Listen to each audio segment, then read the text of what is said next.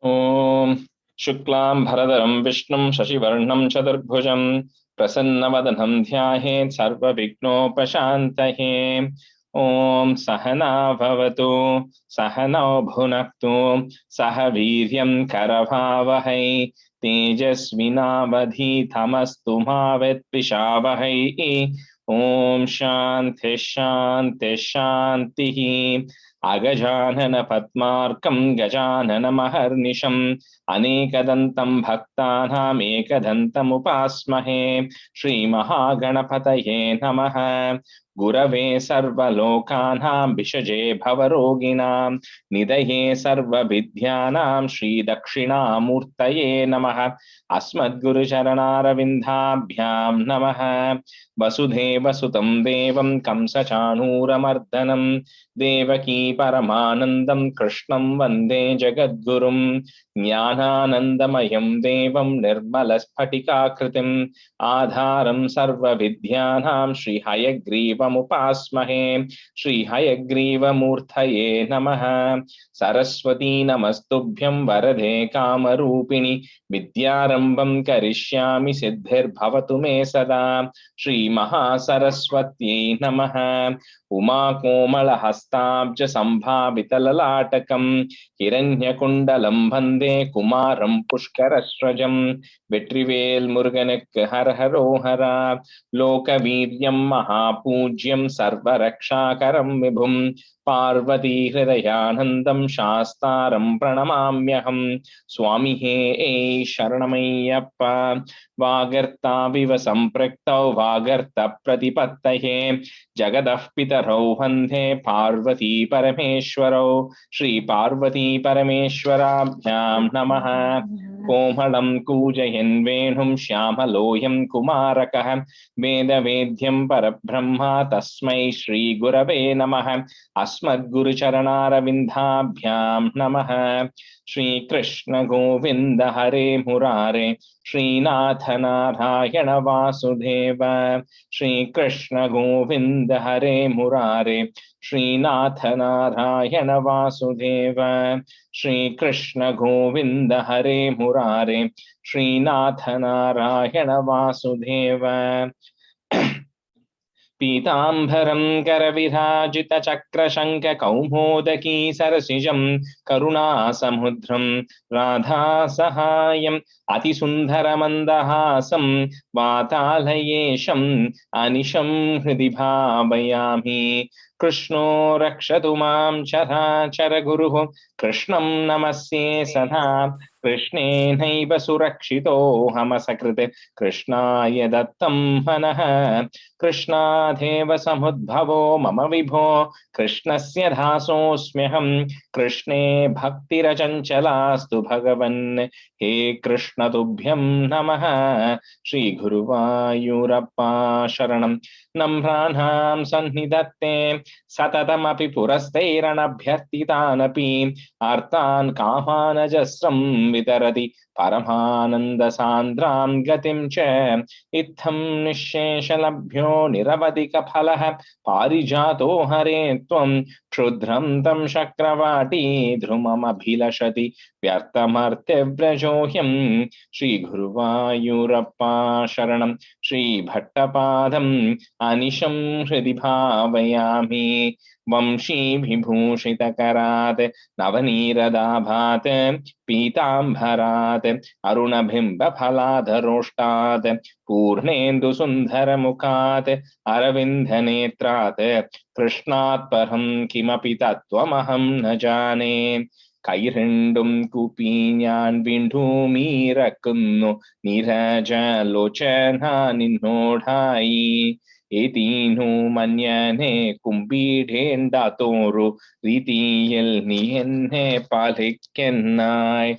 Krishna Hare Jaya Krishna Hare Jaya Krishna Hare Jaya Krishna Hare.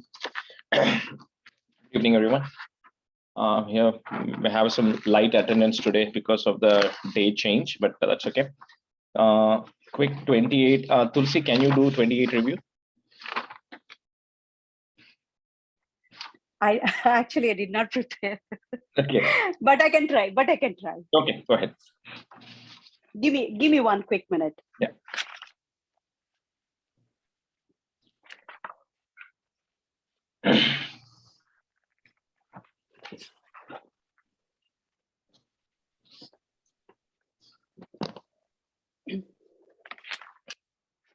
Can you give me the tune first, Rajesh? Garalam taralhanalam purastate jaladherut. Garalam taralanalam purastat jaladerudvijagala kalakutam amarastuti vadamodanignao girishastanipapo bhavat priyartham vimadatsu surasureshu jata surabhistamam mrupishu nyadhasti dhaman hayaratnamabhudhade bharatnam Dhyutarashchapsara sureshu tani. Last line. Dhyutarushchap sarasas. Dhyutarashchapsara sureshu tani. Jagadisha bhavatpara tadani. Kamaniya kamala babhuva devi. Amala mavalokyayam vilolaha. Sakalopi sprahuyam. Spruhayam babhuva lokaha Tvayi datta hrude tadaiva devyai Tridashendro mani phikam vyatari Sakalopahrutabhi Bishechaniyaihi Rushayastam Shrutighirbhirabhyashinchan Abhisheka Jalanupati Mugda Tvadapangairava-bhushitangavallim Manikundala-pita-chelahara Pramukai-samama-radhayon-vabhushan Varanasrajamatra-bhrunganadam Dadati sa-kucha-kumbha-mandayana Padashinjita-manjunu-puratvam Kalita Vrila Vilasama Sada. Sorry, I'll repeat again. Kalita Vrila Vilasama Masa Sada Girisha Druhinadhi Sarvadevan Gunabhajopya Vimukta Doshaleshan Avamrushya Sadhaiva Sarvaramye Nihita Tvayanayapi Divyamala Urasa Tarasa Mamani Dainam Bhuvananam Janani Mananya Bhavam Tvaduro Vilasatha Dikshna Shri Parivrishtya Paripushta Vasa Vishwam Atimohana Vibhrama Tadani Madayanti Kaluvaruni Niragat Tamasaf Padavi Madastvamenam Atisammananaya Mahasurebhyah Tarunam Bhada Sundarasthadatvam Nanudanvantari Ruthitombura Rasheha Amrutam Kalashevahan Karabhyam Akhilartim Hara Marutalayesha Iti Sriman-Narayana Ashtavimsham Dasakam Samapta. The second line, end Ruttitom Burashehe. That Visarga is coming there. Okay. Sure. Okay, very good. All right. So let's start with 29. I think we stopped at 5. So let's start with 6. So Gopiji, you can be a student, and Prabha, you can be a student. Okay. Okay. Stanza 6. Tvatta sudha harana yogya phalam pareshu dattva gate tvai surai khalute vyaghrnan ghore tamurchatirane balidaityamaya vyamohite suragane tvamiha virhasihi. So we saw in the last stanza, right, where this this person, the asuras, they didn't get the nectar. The devas got the nectar, And then the Asuras then realized that what was actually happening. So when this happened, and then the Devas then finally got all the nectar. So all of that was done. And the Swarbhanu, who tried to sit in between, right? So he then he was gotten rid of. So when all this happens, then here Bhattacharya says that whatever punishment, so both the Asuras and the Devas were trying to get the same outcome. Both of them wanted the nectar. Both of them were equally contributing, right? Both of them were equally churning. Both of them were doing the same things. But however, only one of them got the result, right? So Bhattacharya says the reason for that is anything you do, you should always have the Lord in your mind. The Devas were always reliant on Vishnu to come and protect them and to help them. And they were also vocal about it. And they also were, they were thinking about him and asking for his help. And so anything combined with the devotion. So Bhattacharya says that's why, although both of them did the same work, the outcome was different between the Devas and the Asuras. So now when this happened, so then the Lord had disappeared after Swarbhanu was gotten rid of. Now the Asuras and the Devas started fighting. So the Asuras now realized that they had been tricked into it. And so at the time, Mahabali, who was the head of the Asuras, so he also has a lot of magic power and everything. So he started tricking the Devas and everything. So when the Devas had the Amritam, so they won't die, but then they were not winning either. So at that time, Tomiha Virasi, you then came back again. So you disappeared as Mohini, but then you came back again as Mahavishnu to help them out again. So Twattaha is there put a is Twattas Sudha Harana Yogya Phalam Pareshu, comma Datva Gate Twai Suraihi is there put a ich sound, Suraih Khalu Te Vyagrinnan Ghoreta Murchati Rane, comma Bali Daitya Maya, put a plus, Vyamohite Suragane, and then a comma. So one comma after Rane, then plus at the end, then one comma after Suragane, Tomiha Virasihi. Twatta Sudha Harana Yogya Phalam Pareshu, Datva Gate Twai Surai Khalute Vyagrinnan, Ghoreta Murchati Rane, Balidaitya Maya Vyamohite Suragane, Tomiha Virasihi. I can go first. Yeah, go ahead. Tvattas sutha harana yogya bhalam pareshu datva gade tvai surai khalu te vigrannan ghore dhamurchati bharane bali daitya maya vyomohite suragane tvamiha virasihi. Tvattas sudha harana yogya bhalam pareshu datva gade tvai surai khalu te vigrannan Ghore dhamurchadirane bali daitya maya vyamohide suragane tvamiha virasihi. Tvatta sudaharana yogya phalam pareshu datva gate tvai surai khalute vyagrannan ghore tamurchatirane balidaitya maya vyamohite suragane tvamiha virasihi. Tvatta sudhaharana yogya phalam pareshu datva gate tvai surai khalute vyagrannan ghore tamurchatirane balidaitya maya vyamohite suragane tvamiha virasihi. Stanza 7. Tvam kalanemi matamali mukanja ghantha shakro jagana balijam bhavalan sapakan shushkardra dushkaravadena muchauchalune phenena narada giranyaruno ranam tvam. So this character comes here called as Kalanemi. So it says that you, O Lord, you are getting rid of Kalanemi, Mali, and few other asuras. So this character Kalanemi, he is actually one of the son of Hiranyakashipu. And he also has, so he's very devoted to Hiranyakashipu. Prahlada, on the other hand, was not, right?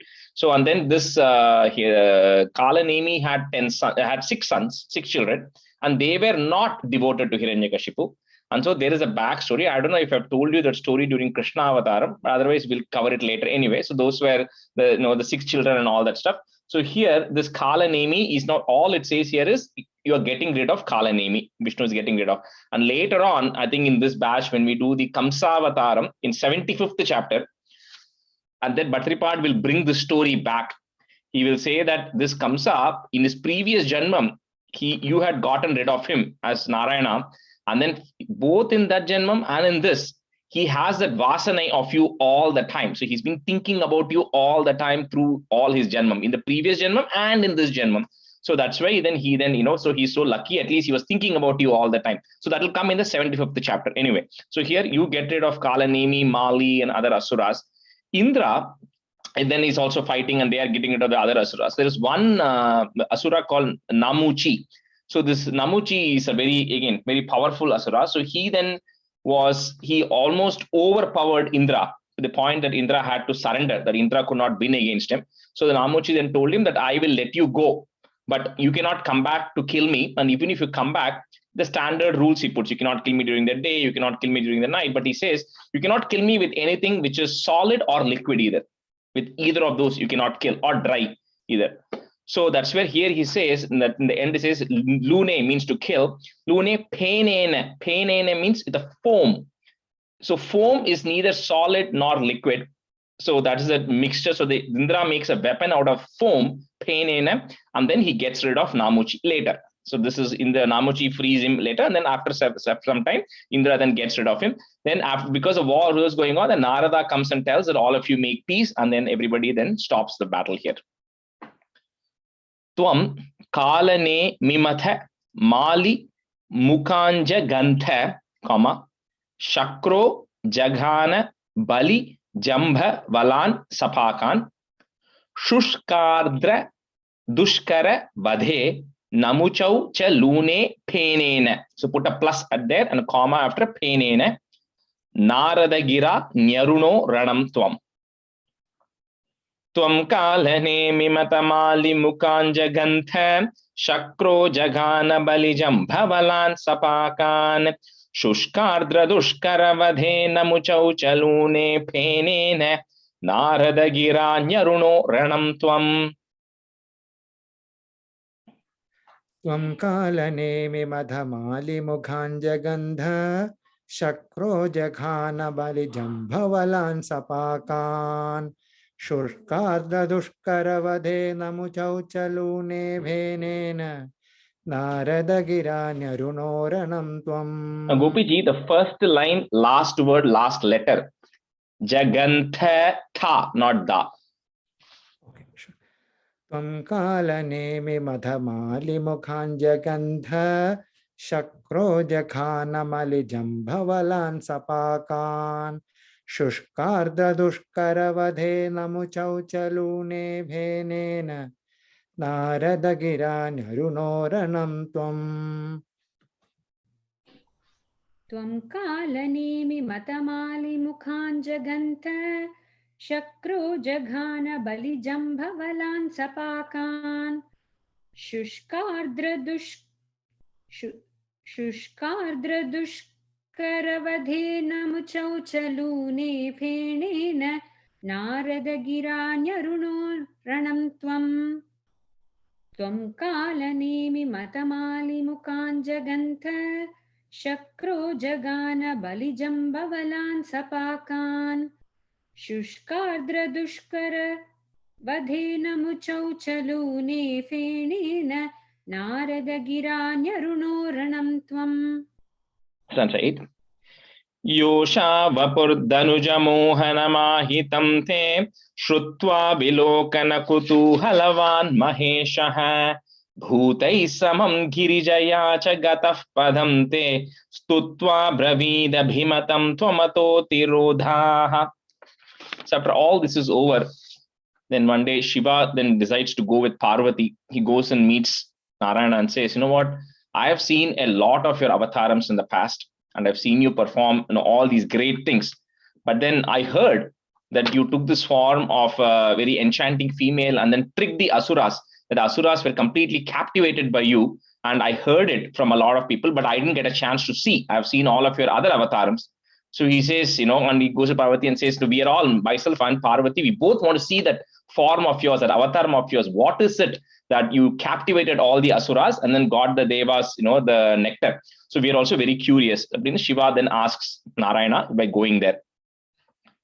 Yosha Vapur Dhanuja Mohanam Ahitam Te, Shrutva Vilokana Kutuhalavan Maheshaha Bhutais Samam. So along with the Bhutagana. So Bhutais Samam Girijaya Cha Gataha. Put a F there. Gatah Padam Te, Stutva Bravitha Bhimatam. You can say that together. Stutva Bravitha Bhimatam Twamatho Tirodhaha.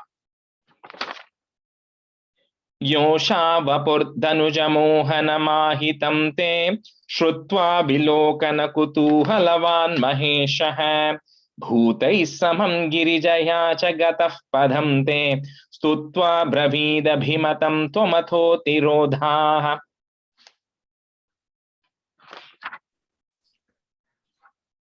Yosha Vapur Dhanuja Mohanamahitam Te Shrutva Vilokana Kutuhalavan Maheshaha Bhute Samam Girijaya Chagatah Padam Te Stutva Bravidami Bhimatam Tvamedho Tirodhaha. Twamatho, last line. Twamatho Tirodhaha. Twamatho Tirodhaha. Yosha Vapur Dhanuja Mohanamahitam Te Shrutva Vilokana Kutuhalavan Maheshaha Bhute Samam Girijaya Chagatah Padam Te Stutva Bravida Bhimatam Tvamadho Tirodhaha. Yosha Vapur Dhanuja Mohanamahitam Te Shrutva Vilokana Kutuhalavan Maheshaha Bhutai Samam Girijaya Chagatah Padam Te Stutva Bravid Abhimatam Tvamato Tirodhaha. Tirodhaha. Tirodhaha. Yosha Vapur Dhanuja Mohanamahitam Te Shrutva Vilokana Kutuhalavan Maheshaha Bhutai Samam Girijaya Chagatah Padam Te Stutva Bravid Abhimatam Tvamato Tirodhaha. Tirodhaha. Stanza 9. Aramasi cha kanduka ghata leela lola yamana nayanam kamani manognyam Tvamesha viksha vigalat pasana manobhu vegadanangari puranga samalilinga. So this time then Shiva is then suddenly seeing that in a faraway garden he sees a woman. And then that woman is like, kind of playing with a ball, or she's doing something in the garden. So Shiva then is getting attracted and he starts going. And he goes there and then he's so attracted that he cannot take his eyes off that lady. And he tries to control himself. And here Bhadrapad also says that, you who has conquered Kamadeva. So when Kamadeva came, you opened your third eyes and you burned Kamadeva completely. Shiva could not control himself. And then he goes and Samali Linga, he goes and does Alingana, means he goes and hugs, he goes and embraces that female there at this point because he's not able to control himself. So Arama Simani Cha Kanduka Ghata Leela, put a plus, Lolaya Mana Nayanam Kamanim Manognyam. So those two lines together. Twamesha Viksha Vigalat Vasanam Manobhu, put a plus again. Vegada Nangari Puranga. It's Vegad Anangari Puranga, but you can say it together. Vegada Nangari Puranga Samali Linga. Aramasi Manicha Kanduka Ghata Leela Lola Yamana Nayanam Kamani Manognyam Twamesha Viksha Vigalat Pasana Manobhu Vegada Nangari Puranga Samali Linga. Aromasi Manicha Kanduka Ghata Leela Lola Yamana Nayanam Kamani Manojnyam त्वामेक्ष वीक्ष wiggle द्वसनां मनो भूवेगादनङ्गरिपुरङ्ग समालिलिङ्ग आरोमसि Aram, Gopaji, Aram. sorry आरामसीमनि चन्द आरामसीमनि च कन्दुकघातलीला लोला लोलायमाननयनां कमनीं मनोज्ञां स्वामेक्ष वीक्ष wiggle द्वसनां मनो भूवेगादनङ्गरिपुरङ्ग समालिलिङ्ग आरामसीमणि च कन्दुकघातलीला लोलायमाननयनां कमनीं मनोज्ञां त्वामेष वीक्ष्य विगलद्वसनां मनो वेगादनाङ्गरिपुरङ्गसमालिलिङ्ग. The last line, Vegadanangari. आरामसीमणि च कन्दुकघातलीला लोलायमाननयनां कमनीं मनोज्ञां त्वामेष वीक्ष्य विगलद्वसनां मनो भूवेगादनङ्गरिपुरङ्गसमालिलिङ्ग. That's certain. भूयोऽपि विद्रुतवतीम् उपधाव्य देवो वीर्यप्रमोक्ष विकसत्परमार्थबोधः त्वन्मानितस्तव महत्त्वमुवाच देव्यै तत्तादृशस्त्वमववात निकेतनाथ.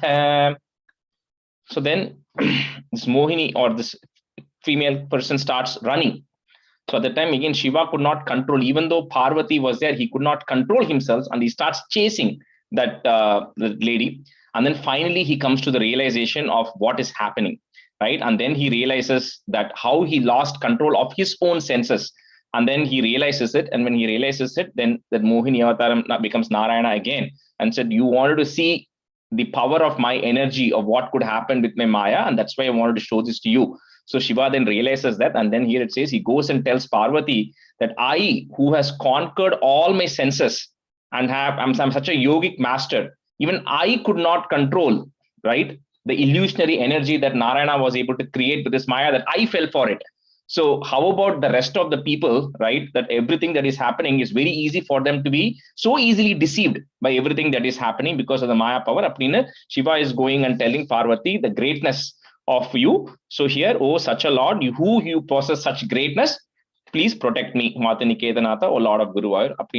But ends Mohini Avataram here. He doesn't talk about the Bhasmasura, the Vadam and all that, which Mohini does, and the Ayyappan Shasta, he doesn't talk about any of that. He just ends the Mohini Avataram right here. Bhuyopi Vidrutavatim Upadhabhya Devo, Virya Pramoksha Vikasat Paramartha Bodha Twan Manitas Tava Mahatwamuvacha Devyai, Tattadrishas Twamava Vata Niketanatha. Bhuyopi Vidrutavatim Upadhavya Devo Virya Pramoksha Vikasat Paramartha Bodha Tvanmanitastava Mahatwamuvacha Devyai Tattadrishas Twamava Vata Niketanatha. भूयोऽपि विद्रुतमतीवमुपधाव्य देवो वीर्यप्रमोक्षविकसत्परमार्थबोधः त्वन्मानितस्तव महत्त्वमुवाच देव्यै तत्तादृशस्त्वमववात निकेतनाथ. भूयोऽपि विद्रुतवतीमुपधाव्य देवो वीर्यप्रमोक्षविकसत्परमार्थबोधः त्वन्मानितस्तव महत्त्वमुवाच देव्यै तत्तादृशस्त्वमववात निकेतनाथ. वात निकेतनाथ. भूयोऽपि विद्रुतवतीम् उपधाव्य देवो वीर्या प्रमोक्ष विकसत् परमार्थबोधः त्वन्मानितस्तव महत्त्वमुवाच देव्यै तत्तादृशस्त्वमवातनिकेतनाथ भूयोऽपि विद्रुतवतीम् उपधाव्य देवो वीर्या प्रमोक्ष विकसत् परमार्थबोधः त्वन्मानितस्तव महत्त्वमुवाच देव्यै तत्तादृशस्त्वमवातनिकेतनाथ. Shri Krishnaya Parabrahmane Namaha. And completes 29. So we'll go on to 33. 33 is a very, very nice chapter. So like in Narayaneeyam, there are like 3 kinds of Dasakams. One of them is all the avatarams. Of course, everything in Krishna's thing you can put as an avataram. Then there are certain things which are very philosophical topics, which will come after the 90th chapter, 90 to 100. Then there are certain in-between Dasakams where Bhattaripad has sprinkled about some very great devotees. Right, so Prahlada is one such devotee. Gajendra Moksham was one such thing. Of course, later on Kuchelo Pakyanam and all of that will also come. So here, this is about such a person called Ambarisha. So this Ambarisho Pakyanam, right? So this one, so we'll start with number 1. Vaivasvatakyamanu putrana bhaga jatana bhaga namaka narendra sutom barishaha saptarnavavrtamahidayitopi reme tvatsangishu tvai cha magnamana sadhaiva. So one of the son of Vaivasvata Manu was a person called Nabhaga, and that Nabhaga had a son called Nabhaga. So like Vasudeva's son is Vasudeva, right? Similarly, Nabhaga had a son called Nabhaga. So that Nabhaga had several children. One of them was Nabhaga. He had other children also. So this Nabhaga, so he then went to Gurukulam and all. He started learning all the Vedas and he was very devoted. So when he went, so when he came back after his studies and everything, he realized that all his other brothers had distributed all the wealth of his father. So then he went and told his brothers that I'm not getting my share. So they said, well, nothing is left. You can take our father as your Nabhaga, as your wealth. That's all you have. So he then goes to his father and his father says, I also have nothing. So he says, what you can do is there is a big homam that is actually happening. And the people who are doing that homam need some help. So you go, you help them and they will give you some money or some things. So he goes there and he helps them conduct some yajna. So the people there get very happy and they give him some gifts. So then Lord Shiva decides to test him and then coming and asking for those things. So Nabhaga realizes and says, okay, everything is yours, and he gives everything. So Shiva gets happy and then bestows on him a lot more things. So because of that, he becomes extremely rich and very famous, right? This is a backstory, not in this. So anyway, so he then here Bhattaripad says that he was ruling the entire world. He had become so rich that he was ruling the entire world. But despite that, Tvat Sangishu, he always liked being in the company of people who like you. So who are devoted to you, he always liked being in their company, and he was always devoted to you also, and also serving people who serve you. So this is happening. So Parikshit is asking Shuka Brahman that, I've heard about this king who is an extremely rich king who was cursed by a Brahmana. So Brahmana Shabam he gets, but somehow he still attains liberation. How is that even possible that somebody who's got cursed from a Brahmana can attain liberation? So can you please tell me his story? So that's when Shuka Brahman is reciting this story of this. So this Nabhaga then has a son called as Ambarisha. So that is Ambarisha is born to this Nabhaga. So Vaivasvathakya Manu Putra Nabhaga Jata Nabhaga Namaka Narendra Sutombharishaha Saptarna Vavrita Mahi Daitopi Reme, Tvat Sangishu Tvai Cha Magna Manas Sadaiva. So first 2 lines are together. After Jata, you put a plus. Then Vaivasvatakyamanu Putra Nabhaga Jata Nabhaga Namaka Narendra Sutombharishaha Saptarna Vavrita Mahi Daitopi Reme Tvatsangishu tvai cha magna manas sadhaiva. वैवस्वताख्यमनुपुत्र नभागजाता नाभागनामक नरेन्द्रसुतोऽम्बरीषः सप्तार्णवावृतमः Mahi. महीदयितोभिरेमे त्वत्सङ्गिषु त्वयि च मग्नमनः सदैव वैवस्वताख्यमनुपुत्र नभागजाता नाभागनामक नरेन्द्रसुतोऽम्बरीषः महीदयितोऽपिरेमे त्वत्सङ्गिषु त्वयि च Magnamana Sadaiva. Gopiji, after the third line, there is a comma, okay? No need of joining third and fourth. Okay, sure. वैवस्वताख्यम् अनुपुत्रनभागजाता नाभागनामक नरेन्द्रसुतोऽम्बरीषः सप्तार्णवावृतमहीदयितोऽपि रेमे त्वत्सङ्गिषु त्वयि च मग्नमनाः सदैव वैवस्वताख्यमनुपुत्र नभागजाता नाभागनामक नरेन्द्रसुतोऽम्बरीषः सप्तार्णवावृतमहीदयितोऽपि रेमे त्वत्सङ्गिषु त्वयि च मग्नमनाः सदैव. Stanza 2.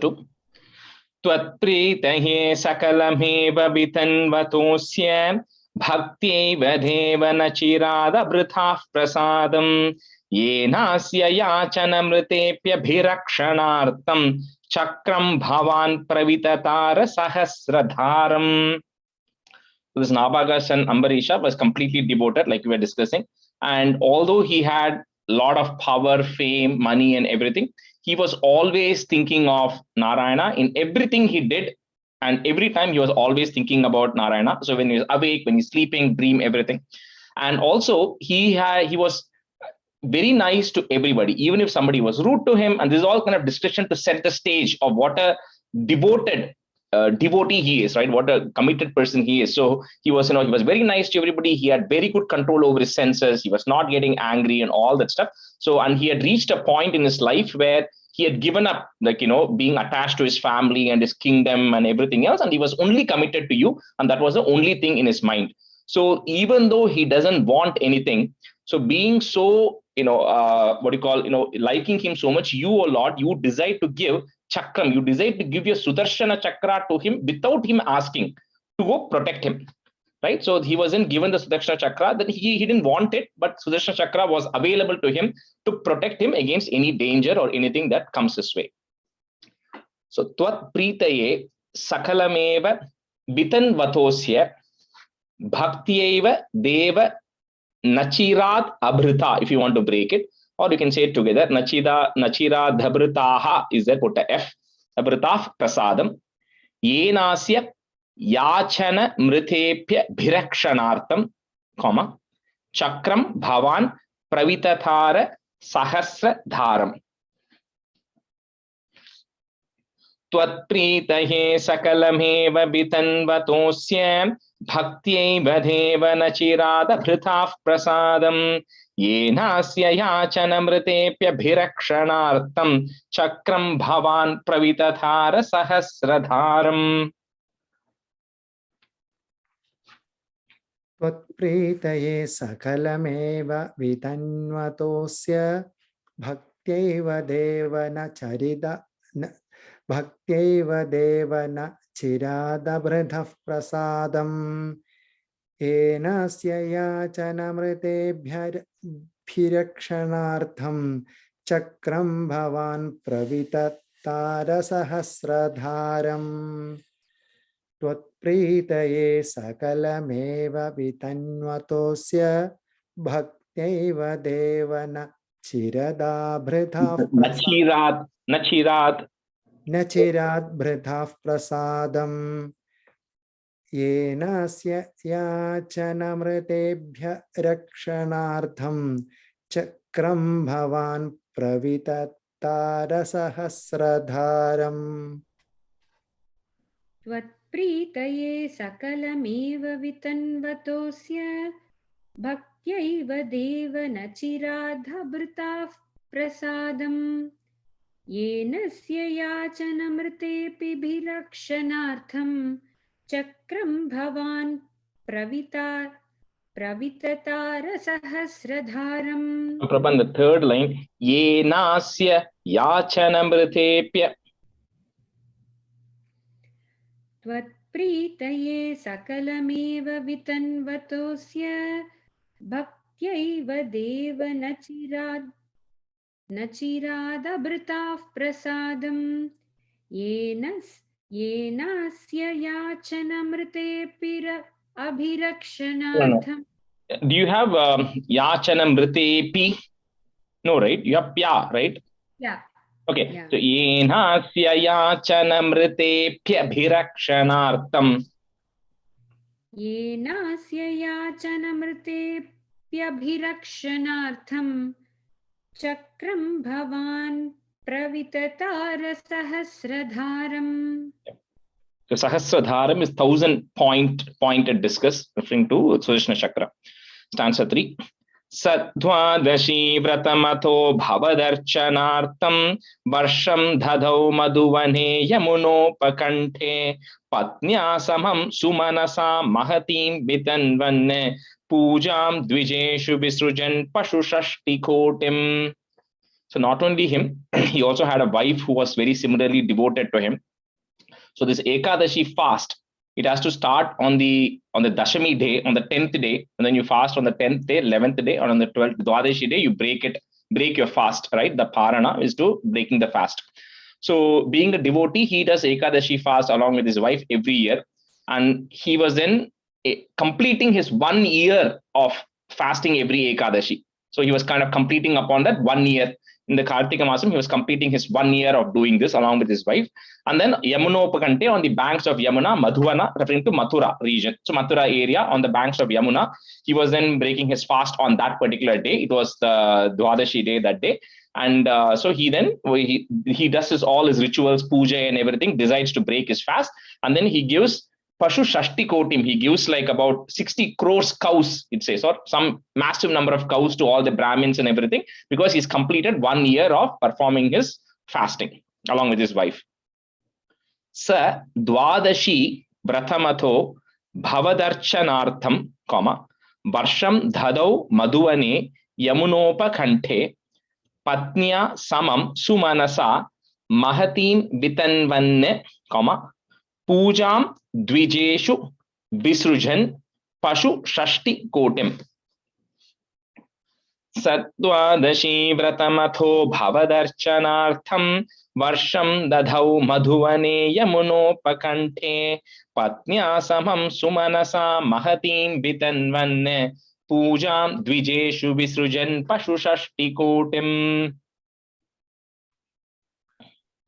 द्वादशी व्रतमधो भवदर्चनार्थं वर्षं दधौ मधुवने यमुनोपकण्ठे पत्न्या समं सुमनसा महतीं वितन्वन् पूजां द्विजेषु विसृजन् पशुषष्टिकोटिं.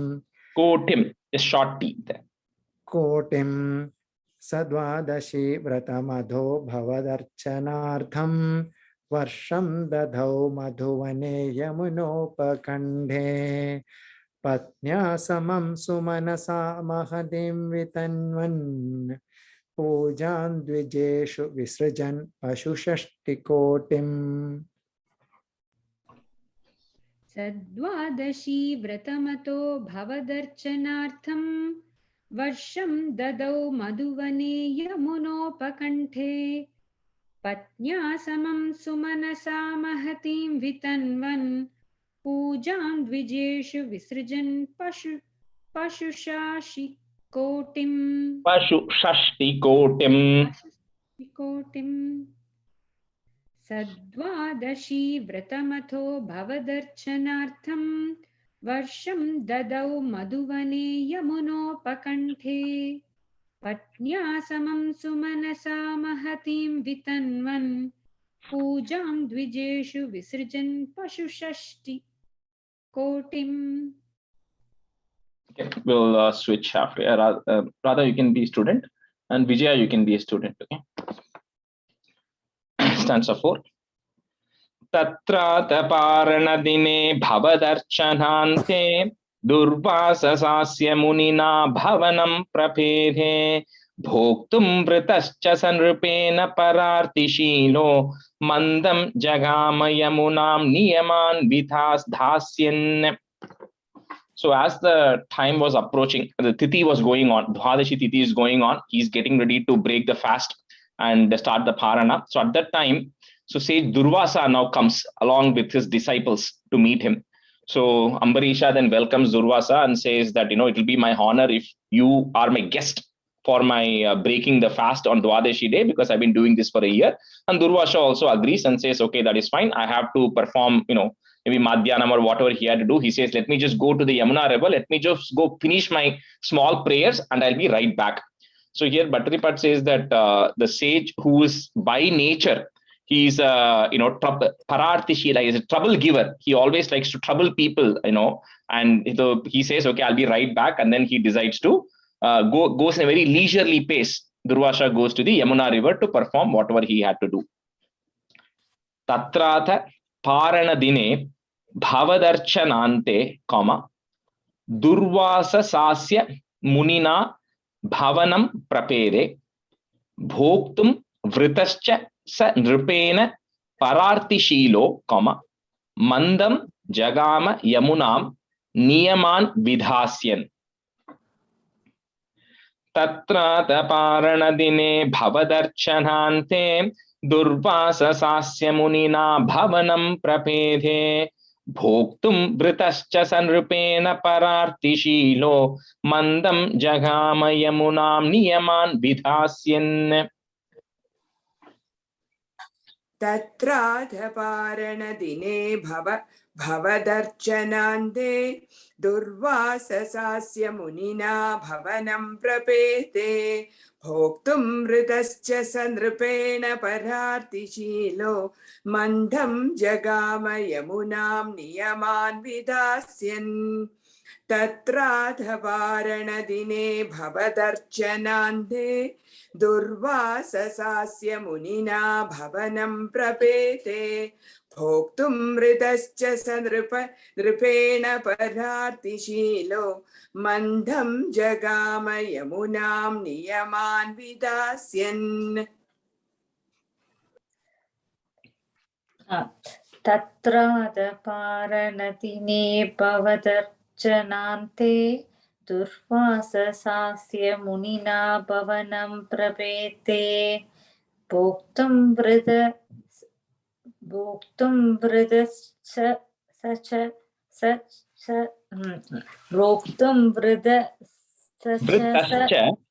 Vritascha sa nripena. Bhoktum vridascha sa nripena parartishilo mantam jagama yamunam niyaman vidhasyan. Tatrada paranadine bhavadarchanante durvasa sasya munina bhavanam prapete bhoktum vridascha sa nripena parartishilo mantam jagama yamunam niyaman vidhasyan. Answer 5. Rajñata parana muhurta samapti khedat varaiva parana makari bhavat parena prapto munistadata divya drisha vijanan kshipyan krudodhrita jato vitatana krityam. So the king is Ambarisha is waiting, right, for the fast to break, but then Durvasa is not back yet. So now he has one muhurta time left, 48 minutes left for the Dwadashi Tithi to get over. So he's like really concerned, and then he discusses with the priests and Brahmins who are there. He's saying that, listen, I've given my word to a Brahmin, to a big person like Durvasa, that I'm going to wait for him to have my meal. So I can't break that and have my meal. At the same time, I've been observing this fast for 1 year, and today is the day I'm completing it. If I don't eat within the Tithi, it'll feel as if that I didn't stick to my vows. right? And I know it'll feel like I didn't stick to, I should break it within the time. So I'm confused. I don't know what to do. So the Brahmins and the priests who are there, they assemble and say, you know what, I think you have to break your fast. At the same time, you cannot eat. You have to wait for Durvasa. So they say you take 3 drops of tulsi water. By taking 3 drops of tulsi water, it's as if you're breaking your fast, because he's doing like nirjala fasting, right? He has not had anything. So he says you just take 3 drops of tulsi water, and that you'll break your fast, and then you wait for Durvasa to come, and then you can have your meal. So he does that, and then he has 3 drops of tulsi water. So after he does it, then of course Durvasa comes at that point, and then here Divya Drisha with this the sight that he has, he says that, King, like you promised me you're going to wait for me, but looks like you broken your fast without waiting for me. So this is not how you treat a Brahmin. And Durvasa, of course, gets angry and says, I'm going to tell you what is what happens when you insult a Brahmin, and I'm going to punish. So out of his matted hair, Durvasa then throws out, and then comes out of it a kritya. A kritya is like a evil spirit created out of black magic. So he then releases a kritya out of his matted hair towards Ambarisha. So Rajñāta Parana Muhurta Samapti Khedat, put a it there and comma, Khedat, comma. Next line, the dwa becomes a va, Varaiva Paranam Akari Bhavat Parena Prapto Munis Thadatha Divya Drisha Vijanan, comma, Kshipyan Krudhot Dhrita Jato Vitathana Krityam.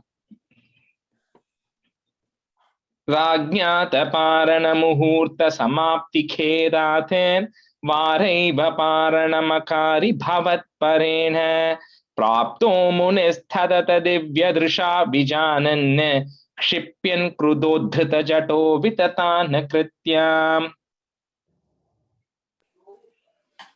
Rajñāthaparana muhurta samapti khedat varaiva paranamakari bhavat parena prapto munistadhatha divyadrisha vijanan kshipyan krudho dhrita jado vitatana krityam.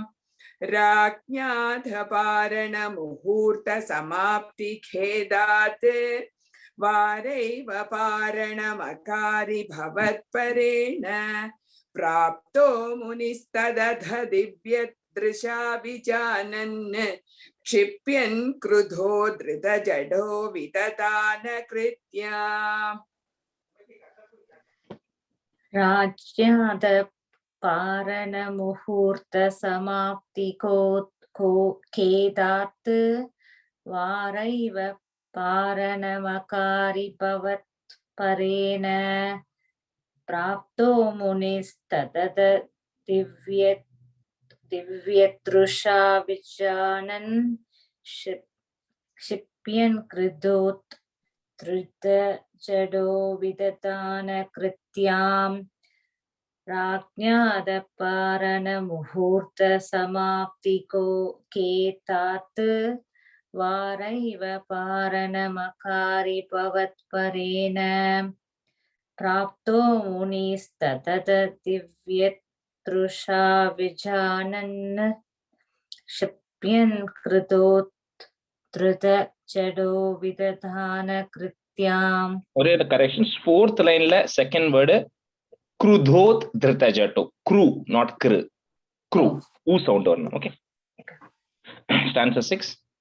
Krityam chatamasi dharam bhuvanam dahantim agre bhivikshya nripatir napada chakampe twadbhakta bhadam abhivikshya sudarshanam te krityanalam shalabhayan muniman madhavit. So this Kritya, or this evil spirit who Durvasa releases, is now coming running towards him, right? And holding a sword, it says, and scorching the whole world. Bhuvanam dahantim, as if it can burn the whole world. It is coming and running towards him. However, Ambarisha, unlike us who will run away or say sorry and apologize, he doesn't move even a little bit. He just stays where he is, right? And then because he knows the Lord is there to protect him, he doesn't move at all. So at that time, the Sudarshana Chakra which you have given, which is to protect him, without him knowing, without him asking, comes and then goes and burns this Kritya as if a fire just burns a moth. It's how it is burned that easily. It just goes and completely burns this Kritya off. Not only that, after that Kritya is Shalabhayan, after it's destroyed, it then starts chasing Durvasa. Muniman Vadhavit. It now starts, the Sudarshana Chakra starts going after Durvasa Muni as well. Krityam cha tam asidharam bhuvanam dahantim putaim, comma.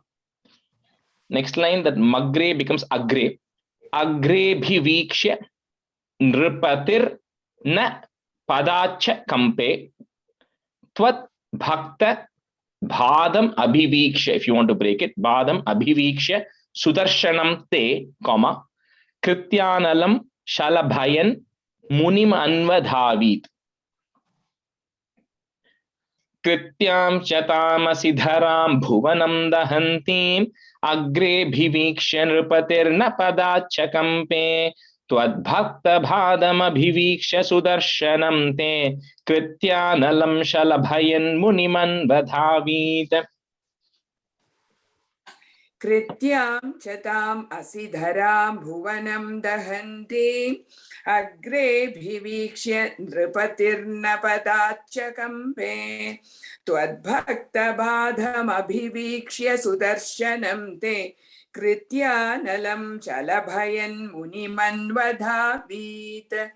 Krityam chatam asidharam bhuvanam dahanti agre bhivikshya nripatirna padacha kambe twadbhakta badham abhivikshya sudarshanam te krityanalam chalabhayan muniman vadhavit. Krityam chatam asitaram puvanam dahantim akre viviksha nrupatir napatat chakampe tvatbhakta padam abhivikshya sudharsanam te krityanalam shalabhayan muniman vadhavit. Krityam chatam asitaram puvanam dahantim akre viviksha nrupatir napatat chakampe tvatbhakta padam abhivikshya sudarshanam te krityanalam shalabhayan muniman vadhavit. Stanza 7.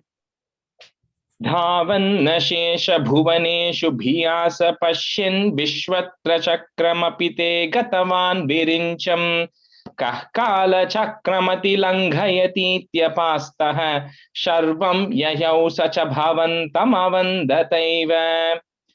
So now Durvasa starts running, and he runs, whether he runs on the ground, he runs on water, he runs on sky, he runs the sky, wherever he runs, he is now being followed by the Sudarshana Chakra, and he can feel the heat of it following him. So he runs through all the planets everywhere in the space, and it still continues to chase him. Then finally he goes to Virincham, to Lord Brahma, and says that, look, I'm being chased by the Sudarshana Chakra, you have to help me out. And Brahma says, I myself am bound by time, Kala Chakram, I'm bound by time. When my two Parardas get over, even I am going to go away. So I cannot help you out either. So, and then he goes to Sharvam, he goes to Lord Shiva. And Lord Shiva also says, even I can't help you against the Sudarshana Chakra. You have to go to the owner of the Sudarshana Chakra, Mahavishnu himself, and even I cannot protect you here. So even Shiva then tells him that he can't help him. Dhavan nashesha bhuvaneshu bhiya sa pashyan, put a plus, Vishwatra Chakramapi te gatavan virincham.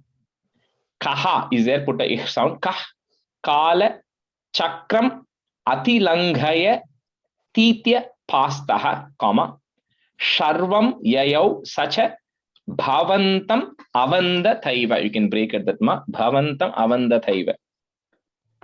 Dhavan nashesha bhuvaneshu bhiyasa pashyan vishwatra chakramapite gatavan virincham kahkala chakramati langhayati tyapastah Sharvam yayau sacha bhavantam avandhataiva.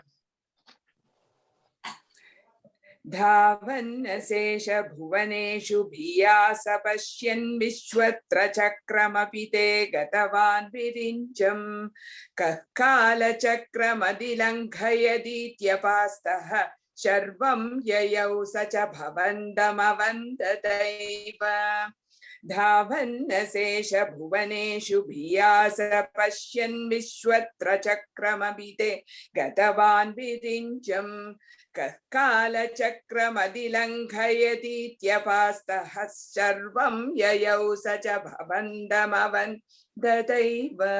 Rather, on the third and fourth line, you don't have to join. There's a comma after the third line, pastaha. Oh, End of the third line. मदिलङ्घयतीत्यपास्तः शर्वं ययौ स च भवन्तमवन्दतैव.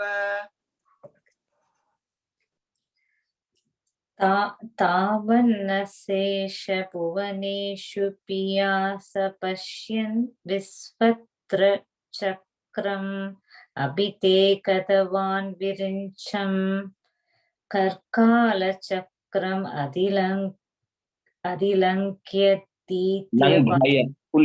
लङ्घय कर्कालचक्रम् अधिलङ्घ्यतीत्यपास्तः सर्वं ययौ स च भवन्तम् अवन्ततैव. Vijay, on the third line again, langhaya. Gha on the full gha. You're saying langya, it's langhaya. Langhaya. Okay. तावन्नशेष भुवनेषु पियास पश्यन् विश्वत्र चक्रम् अभिते गतवान् विरिञ्चम् कर्कालचक्रम् अधिलङ्घय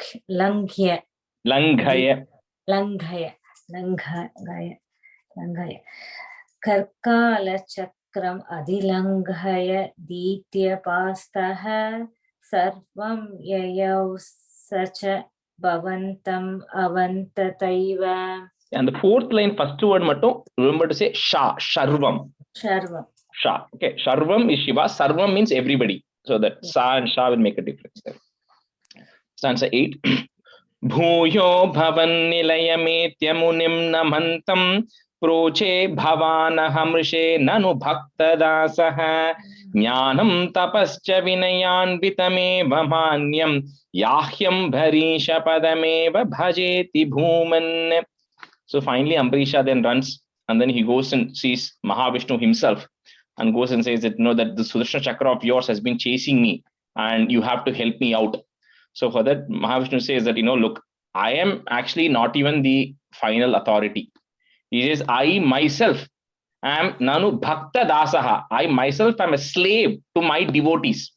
And he says, not only to my devotees, even people who are devoted to my devotees, I am a slave to them.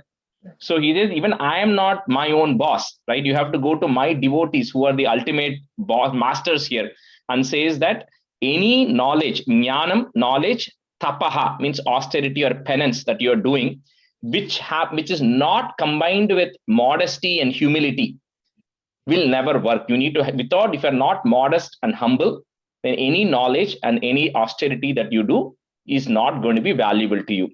So he says, I myself cannot help you. You have to go to Ambarisha Padameva. You have to go fall on the feet of Ambarisha himself because he is my master. So he has to decide whether to help you out or not, and I cannot help you out. Even Mahavishnu sends, or Narayana sends him back. So Bhuyo Bhavan Nilayam Etya Munim Namantam, Proche Bhavana Hamrishe Nanu Bhakta Dasaha Jnanam Tapascha Vinayanvitam Eva Manyam, Yahyam Bharisha. So ich sound and ya. Hya. Yahyam Bharisha Padameva Bhajeti Bhuman. Bhuyo Bhavan Nilayametya Munim Namantam Proche Bhavana Hamrishe Nanu Bhakta Dasaha Jnanam Tapascha Vinayan Vitameva Manyam yahyam bharisha padameva bhajeti bhuman. भूयो भवन्निलयमेत्य मुनिं नमन्तं प्रोचे भवानहं वृषेणनुभक्तदासः ज्ञानं तपश्च विनयान्वितमेव मान्यं याह्यं परीशपदमेव भजेति भूमन् भूयो भवन्निलयमेत्य मुनिं नमन्तं प्रोचे भवानहमृषेणनुभक्तदासः ज्ञानं तपश्च विनयान्वितमेव मान्यं याह्यं परीशपदमेव भजेति भूमन्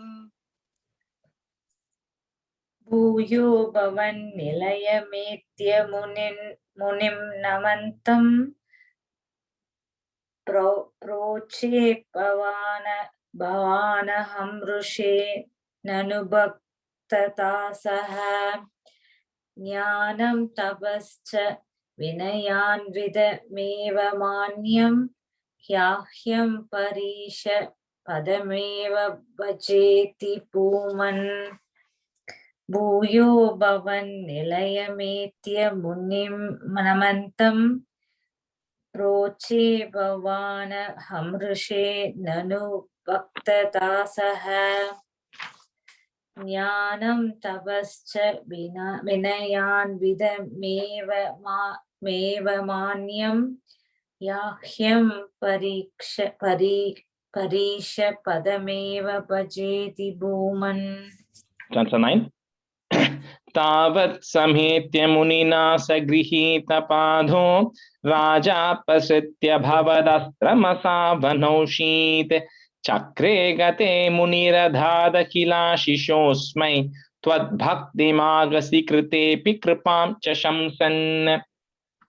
So now Durvasa comes back to Ambarisha and then falls on his feet. So Ambarisha is still that same, like we said, very controlled and a very pious person. So he then feels very bad and sad that Durvasa had to undergo such a pain, right? That he had to go suffer for a really long time. So he actually, Ambarisha is feeling bad. He says that's okay, and he then, and Ambarisha, Durvasa says that you are the only one who can protect me. So Ambarisha then prays to Sudarshana Chakra and say, if I am truly devoted to Narayana, and if I'm committing, then please let the rishi go and you go away. So that Sudarshana Chakra then it then goes back, right? Doesn't hurt Durvasa here. So with that, Durvasa gets extremely happy that the king forgave him, and then Durvasa also blessed him as well. Tavat sametya munina sa grihita padho, rajapa sritya bhavadastram. You can break it at ma if you want. Bhavadastram asavanaushit, if you want to break it. Chakre gate muniradhat akhilashi shosmai. If you want to break, you can break it at the second da. Muniradhat akhilashi shosmai, Twat bhaktim agasi kritepi kripam cha shamsan. Tavat sametya munina sagrihita padho rajapasritya bhavadastramasavanaushit chakre gate muniradhadakilashishosmai tvat bhaktimagasi kritepi kripam cha shamsan. तावत् समेत्य मुनिना सगृहीतपादो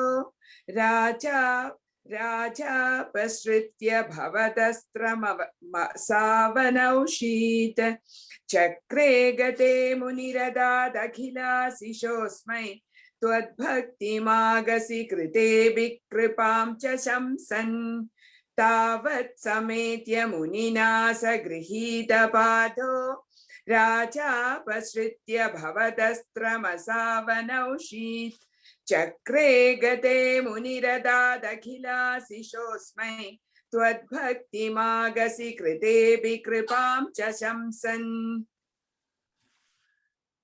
तावत् समेत्य मुनिना सगृहीतपादो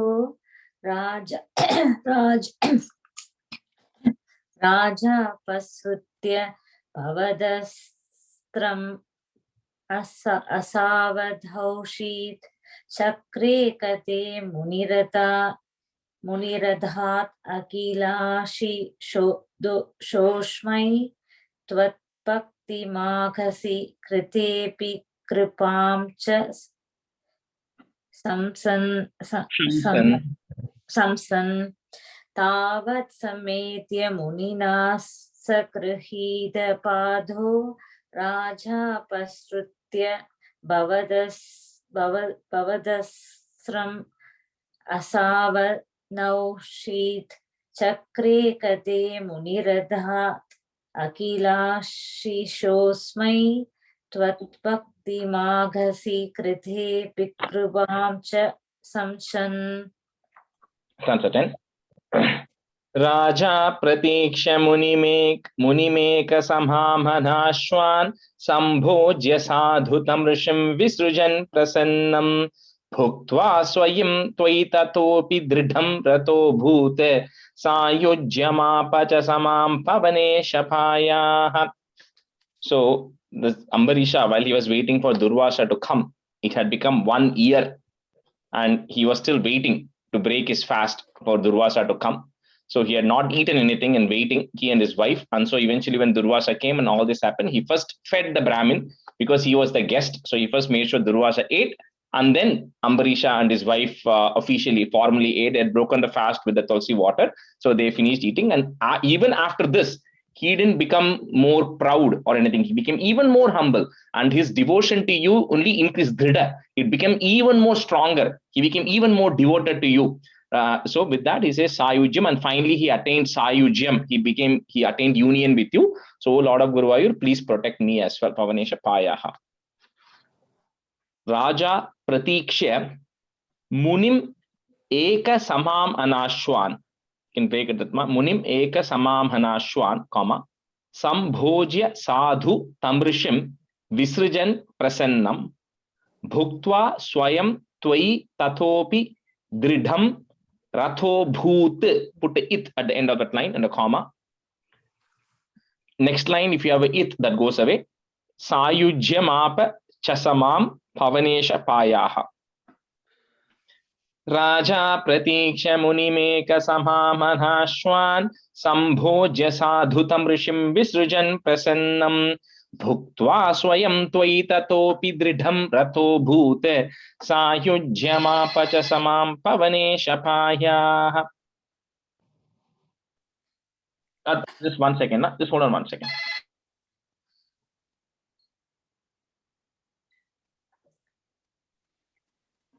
Radhaji, Yeah. Yes, ma. I have a quick question, Rajeshi. Sorry to bother. So when Radhaji is chanting, there is a saint picture. So could you name the person's name, the saint name? That is Mahaperiyava. The Kanchi Mahaperiyava. Okay. So, like the person who is there in Kanchi right now, this Mahaperiyava is 2 above him. Okay. Yeah. Thank you. Okay. No problem. Okay.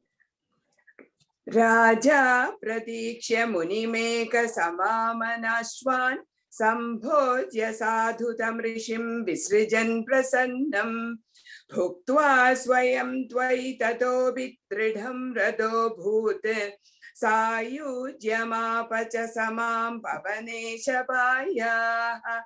Raja Pratiksha Munimeka Samamanashwan Sambhojya Sadhutam Rishim Visrijan Prasannam Bhuktvan Swayam Tvaitato Vitridham Rado Bhute Sayujyamapacha Samam Pavanesha Payaha. Raja Pratiksha Munim Eka Samama Nashwan Sambhojya Sadhu Tamrishim Vishrujan Prasannam Bhuktva Swayam Dvai Tadobi Tridam. Enga command? Dridham Ratho Bhut after it. Okay. Ratho Bhut. Okay, bhuktva svayam tvaida tado bitridam rado bhut sayujyamapacha samam pavanesha bhayaha Payaha. Last pa, first pa. Paya. bhayaha raja pradiksha munim ega samamanaswan Sambojya sadudam rishim rishujan prasannam Bhuktva swayam dvaidatopi tridam radho bhut Sayujyamapacha sa mam pavanesha payaha. Shri Krishnaya Parabrahmane Namaha. Okay, we'll end the class here. सान्द्रानन्दावबोधात्मकमनुपमितं कालदेशावदेभ्यां निर्मुक्तं नित्यमुक्तं निगमशतसहस्रेण निर्भास्यमानम् अस्पष्टं दृष्टमात्रे पुनरुरुपुरुषार्थात्मकं ब्रह्मतत्त्वं तत्तावद्भाति साक्षात् गुरुपवनपुरे हन्त भाग्यं जनानाम् कायेन वाचा मनसेन्द्रियैर्वा बुद्ध्यात्मना भा प्रकृते स्वभावात् करोमि यत् सकलं परस्मै नारायणायेति समर्पयामि।